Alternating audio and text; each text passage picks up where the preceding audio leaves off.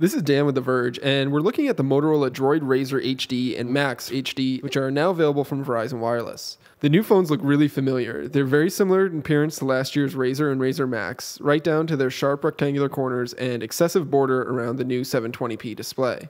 As you can see, the RAZR HD and the Maxx are really similar to each other. The Maxx is slightly heavier and even more slightly thicker, but it still provides a 33% larger battery and double the internal storage of the standard RAZR HD. Overall, the hardware is slightly less impressive than last year's RAZRs. The general shape of the phone doesn't mask its large size as well as phones from HTC and Samsung do, which makes the RAZR HD feel noticeably larger than the competition. And the angular edges and abundance of Kevlar on the back of the phone aren't very attractive. But what is new and improved here is the display, which has been upgraded from an unimpressive 4.3-inch QHD Super AMOLED unit to a new 4.7-inch 720p HD Super AMOLED screen.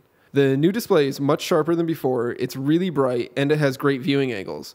But once you dig a bit deeper into it, the cracks start to show. Like other Motorola displays, the RAZR HD screen is extremely saturated, and it also carries a very bluish cast, which makes whites look really inaccurate. Software-wise, the RAZR HD is unfortunately launching with Android 4.0 Ice Cream Sandwich, though both Motorola and Verizon have promised that an upgrade to 4.1 Jelly Bean will be available before the end of this year. The RAZR HD features the same minimal modifications to Ice Cream Sandwich that we saw on the RAZR M, and they are pretty much limited to new icons, a modified launcher with quick settings available to the left of the home screen, and a revised lock screen with shortcuts for camera, phone, and messages. Inside the RAZR HD, we find a dual-core 1.5 GHz Qualcomm Snapdragon S4 processor, and it performs just as well here as we've seen in other smartphones. For the most part, day-to-day activities are fast and responsive, apps open quickly, and switching between them is very easy, and it has no trouble running even 3D games. But at the end of the day, the RAZR HD and RAZR HD Maxx don't really bring anything new to the table that we haven't seen from other Android manufacturers already.